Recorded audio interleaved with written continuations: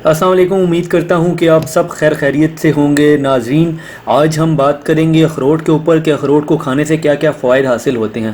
तो चलिए वीडियो को स्टार्ट करते हैं, लेकिन उससे पहले अगर अभी तक आपने हमारे इस चैनल को सब्सक्राइब नहीं किया तो काइंडली पहले इसको सब्सक्राइब कर लें और पास ही बने बेल आइकन पर लाजमी क्लिक कीजिएगा। Thank you. ड्राई फ्रूट्स बहुत सेहतबख्श ग़िज़ा तस्वुर किए जाते हैं क्योंकि ये ग़िज़ाइयत से भरपूर होते हैं। इनमें विटामिन ई, गुड फैट्स और एंटीऑक्सीडेंट वाफर मिकदार में पाया जाता है। अगर आप रोज़ाना 5 अखरोट अपनी ग़िज़ा में शामिल कर लें तो इसके फ़वाइद से आप भी हैरान रह जाएंगे। रोज़ाना 5 अखरोट खाने से आपको क्या क्या फ़ायदे हासिल हो सकते हैं, इसके ऊपर बात करते हैं।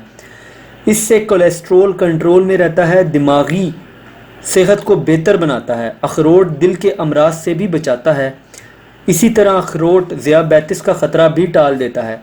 बाल, जिल्द और नाखून के लिए बेहद मुफीद है। कैंसर से भी अखरोट आपको बचाता है। 5 अखरोट खाने के 4 घंटे बाद आप खुद ये कमाल देखेंगे कि अखरोट अपना असर बहुत जल्द दिखाना शुरू कर देगा।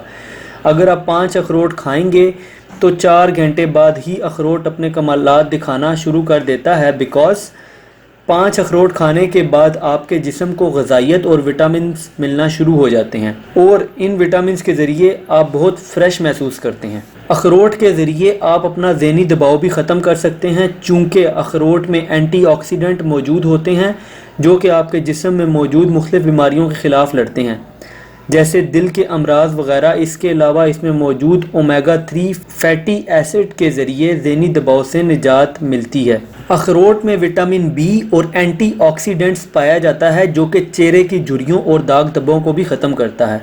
तो अगर आप बढ़ती हुई उम्र में नौजवान नज़र आना चाहते हैं तो अखरोट का इस्तेमाल ज़रूर करें। तो नाज़रीन, ये थी हमारी आज की वीडियो। उम्मीद करता हूँ आपको ये वीडियो पसंद आई होगी। अगर वीडियो पसंद आई हो तो काइंडली वीडियो को लाइक कीजिएगा। अगर आपका कोई भी सवाल हो तो आप प्लीज़ नीचे कमेंट कर सकते हैं और चाहें तो हमारे इस चैनल को भी सब्सक्राइब कर सकते हैं। अपना बहुत बहुत ख्याल रखिएगा। Thanks for watching. अल्लाह हाफिज़।